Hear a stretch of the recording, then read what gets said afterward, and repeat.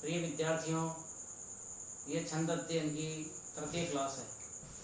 इससे पहले 2 क्लासों के अंदर अपन ने जो छंद का प्राथमिक ज्ञान एवं इंद्र वज्रा छंद पढ़ चुके हैं। आज है उपेंद्र वज्रा छंद।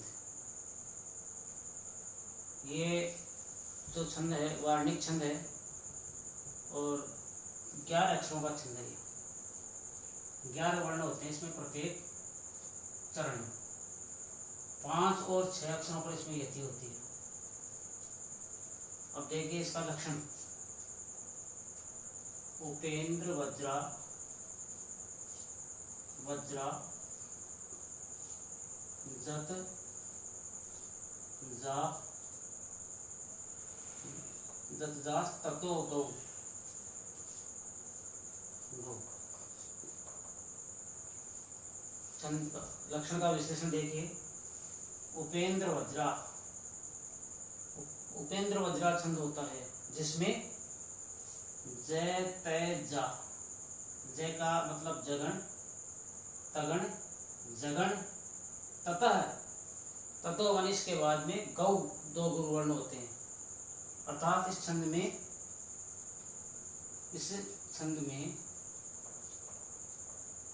जगण, तगण और जगण तथा 2 गुरुवर्ण होते हैं।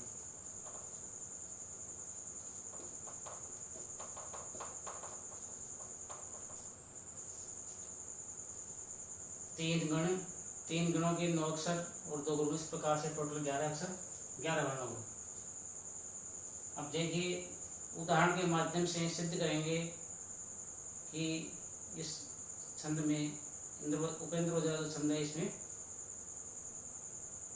एक जगण, एक तगण, एक जगण तथा 2 गुरुवर्ण होते हैं। इस प्रकार से आप उदाहरण देखिए।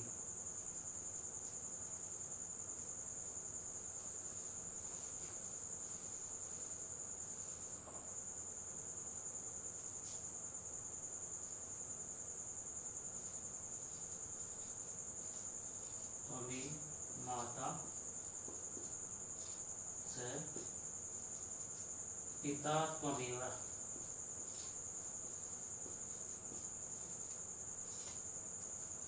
त्वमेव बंधु,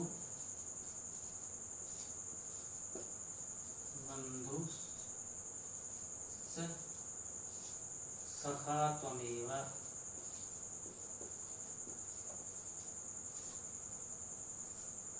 त्वमेव विद्या द्रविणं त्वमेव, त्वमेव।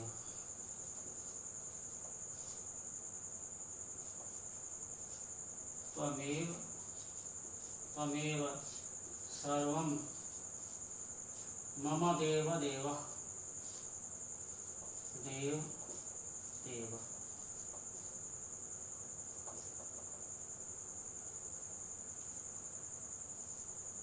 अब देखिए गण चिन्ह।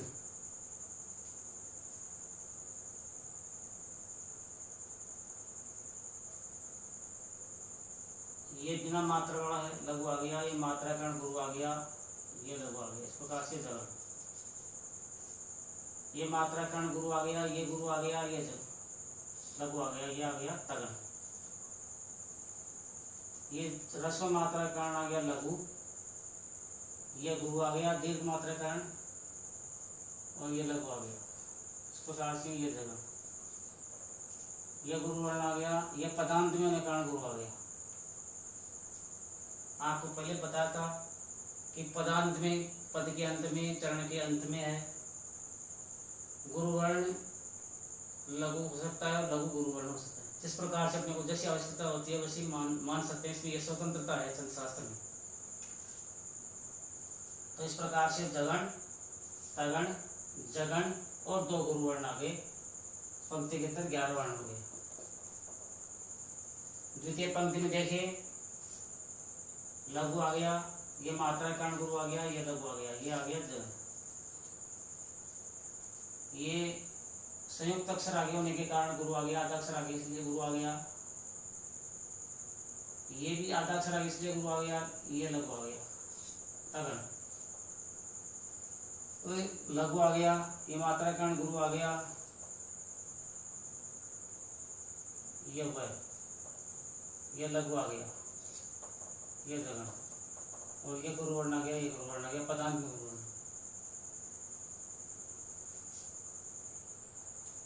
ये लघु आ गया, ये मात्रा कारण गुरु आ गया, और लघु आ गया, ये जगन आ गया।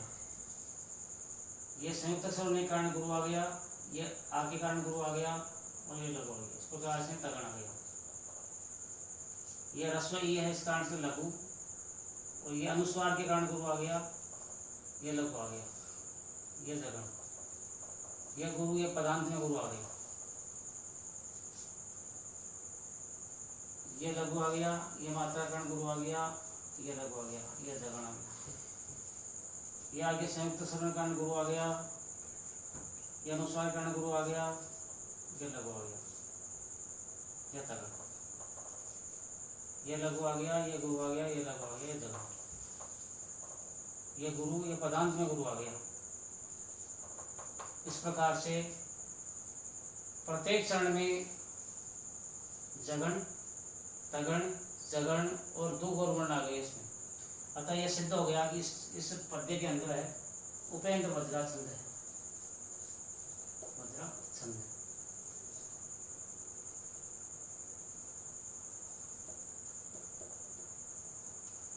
परीक्षा में लक्षण उदाहरण में पूछे जाते हैं, और कोई पद्य देकर के उसमें उदाहरण में छंद सिद्ध करना होता है। जैसे ये पद्य आ गया, तो पद्य में सबसे पहले अपने को ये देखना है कि इसमें कितने वर्ण हैं। वर्णों के आधार पर ये अपन थोड़ा अंदाज लगा सकते हैं कि ये 11 वर्ण का है, तो 11 वर्ण का है, इंद्र वज्रा छंद है या उपेंद्र वज्रा छंद है। तो इस प्रकार से ये देख करके उपेंद्र इंद्र वज्रा में पहले तगन आता है, इसमें जगन आता है, ये थोड़ा देख करके अपन अंदाज, फिर बाद में मार्किंग करते हैं तो पूरा ध्यान पड़ जाता है अपने। तो इस प्रकार से जब अपन को लक्षण का ध्यान हो गया पक्का, तो उसमें से अपन गण छांट करके उदाहरण में सिद्ध कर सकते हैं कि इसमें ये छंद है। इस छंद में भगवान से प्रार्थना की गई है। चलो उच्चारण देख लो एक बार। त्वमेव माता च पिता त्वमेव, त्वमेव बंधुश्च सखा त्वमेव, त्वमेव विद्या द्रविणं त्वमेव, त्वमेव सर्वं मम देव देव। त्वमेव माता च पिता त्वमेव, त्वमेव बंधुश्च सखा त्वमेव, त्वमेव विद्या द्रविणं त्वमेव, त्वमेव सर्वं मम देव देव। भगवान से प्रार्थना की गई इस पद्य में। त्वमेव माता च पिता त्वमेव, भगवान तुम ही माता हो, तुम ही पिता हो। त्वमेव बंधुश्च सखा त्वमेव, तुम ही बंधु हो और तुम ही मित्र हो। त्वमेव विद्या द्रविणं त्वमेव, तुम ही विद्या हो और सभी सांसारिक द्रव्य हो। त्वमेव सर्वं मम देव देव, और मेरा सब कुछ आप ही है। इस प्रकार से भगवान से प्रार्थना की गई। तो इस प्रकार से ये जो पद्य है उपेंद्र वज्रा छंद का उदाहरण है। इसी प्रकार से आपकी पाठ्य पुस्तकों में भी आप संकलन करके उनमें छंद निर्धारण करने का प्रयास कीजिए। इसके बाद उपरांत दूसरा उदाहरण एक और बता रहे।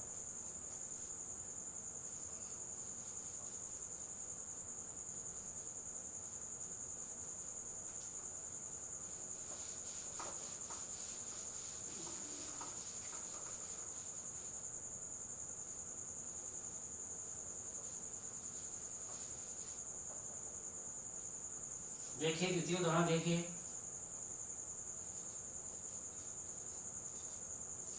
परोपकाराय फलन्ति वृक्षाः,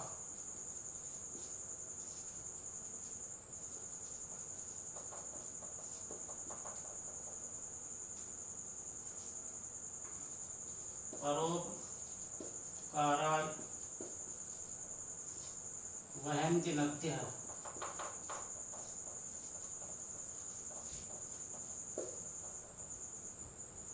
परोपकाराय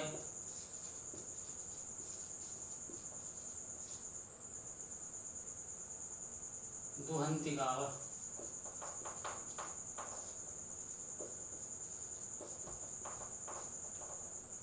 परोपकारार्थमिदं शरीरम्।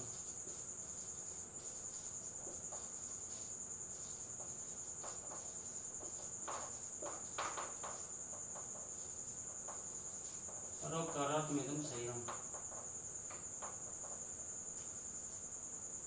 परोपकाराय फलन्ति वृक्षाः, परोपकाराय वहन्ति नद्यः, परोपकाराय दुहन्ति गावः, परोपकारार्थमिदं शरीरम्।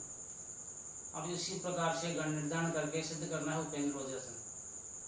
देखिए, ये बिना मात्रा वाले होने के कारण लघु आ गया, ये मात्रा कारण गुरु आ गया, ये लघु आ गया, ये जगन। ये मात्रा कारण गुरु आ गया, मात्रा के कारण गुरु, ये लघु। इस प्रकार से तगन आ गया, ये लघु। आगे संयुक्त अक्षर होने के कारण गुरु आ गया और ये लघु आ गया। इस प्रकार से तगन। ये आगे संयुक्त अक्षर होने के कारण गुरु आ गया और ये विसर्ग कारण गुरु आ गया। इस प्रकार से प्रथम चरण में है पहला जगन, द्वितीय तगन और तृतीय जगन और दो गुरु वर्ण आ गए। अब देखिए आप, वही लघु गुरु लघु, जगन आ गया, गुरु आ गया, गुरु आ गया, लघु आ गया, यह तगन आ गया। लघु आगे संयुक्त अक्षर होने के कारण गुरु आ गया और यह लघु आ गया, जगन। और ये संयुक्त अक्षर के कारण गुरु आ गया और ये गुरु आ गया, विसर्ग का। इस प्रकार से द्वितीय चरण के अंदर पूरे 11 अक्षर आ गए और तीनों जगन तगन और जगन आ गए। आगे है लघु, मात्रा के कारण गुरु आ गया, ये लघु आ गया, जगन हो गया। गुरु आ गया, ये मात्रा के कारण गुरु आ गया, ये लघु, ये तगन आ गया। ये लघु संयुक्त अक्षर आगे होने के कारण गुरु आ गया, ये लघु आ गया। इस प्रकार से जगन, यह गुरुवर्ण और ये विसर्ग के कारण गुरुवर्ण। चतुर्थ चरण में देखिए, ये लघु, ये मात्रा कारण गुरु, ये जगन आ गया। ये गुरु और ये लघु, ये तगन आ गया। ये लघु, ये अनुस्वार के कारण गुरु आ गया और ये लघु आ गया, ये जगन। ये गुरु और ये गुरु, ये दीर्घ के कारण गुरु आ गया, ये आगे आधा अक्षर इसलिए गुरु आ गया।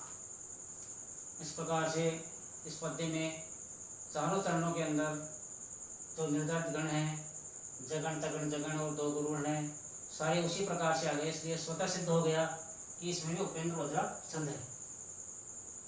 अब इसका उच्चारण कर लीजिए। परोपकाराय फलन्ति वृक्षाः, परोपकाराय वहन्ति नद्यः, परोपकाराय दुहन्ति गावः, परोपकारार्थमिदं शरीरम्। परोपकाराय फलन्ति वृक्षाः, परोपकाराय वहन्ति नद्यः, परोपकाराय दुहन्ति गावः, परोपकारार्थमिदं शरीरम्।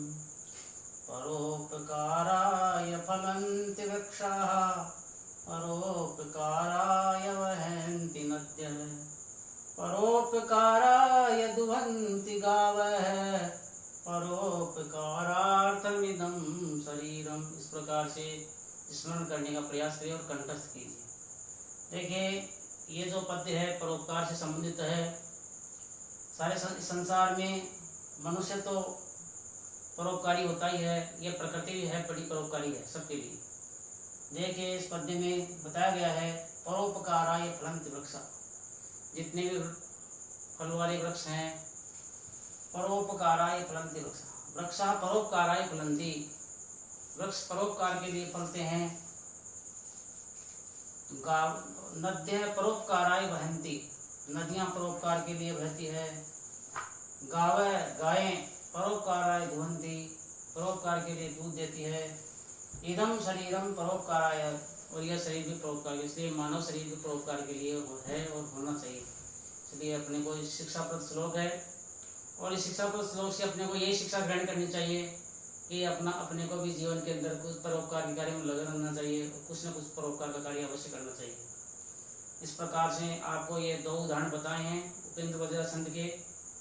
इसके अतिरिक्त जो आपकी पाठ्य पुस्तकों में आप खोजिए इस प्रकार के उदाहरण, जो भी पद्य हैं उनमें सब में प्रयास कीजिए कि इसमें कौन सा लक्षण कौन सा छंद हो सकता है, और उस छंद को आप सिद्ध कीजिए और पता लगाइए कौन कौन छंद। उसी प्रकार से अगर इस प्रकार से आप करते रहेंगे तो आपकी पाठ्य पुस्तक में या कहीं पर भी आपको श्लोक मिलते हैं तो आप उसका छंद का पता लगा लेंगे। और किसी भी अगर आप कोई एग्ज़ाम दे रहे हैं जैसे 11वीं 12वीं के लिए तो उपयोगी है, और भी कई परीक्षाओं के अंदर जहाँ पर भी छंद से संबंधित प्रश्न आते हैं उनमें यह छंद का ज्ञान आपके अंदर है तो आप उस छंद से संबंधित प्रश्न को सही कर सकते हैं। किसी भी प्रतियोगिता परीक्षा के अंदर पूरा श्लोक न देकर के एक पंक्ति दे दी, परोपकाराय फलन्ति वृक्षा, इसमें छंद बताइए, या और दूसरा आ गया जिसमें छंद बताइए 11 अक्षरों का है तो उसमें इंद्र वज्रा या उपेंद्र वज्रा छंद है तो आप तुरंत उसको, अगर आपको ये ध्यान है तो आप तुरंत करके पता लगा देंगे और आपका प्रश्न सही हो जाएगा। बहुत सरल है, कठिन नहीं है, केवल थोड़ा बहुत अच्छी तरह सुनने की जरूरत है और समझने की जरूरत है। आज के कक्षा यही संपूर्ण होती है। अब आगे की क्लास के अंदर आपको इससे आगे वाला छंद बताएंगे, तब तक के लिए आप विचार करते रहिए।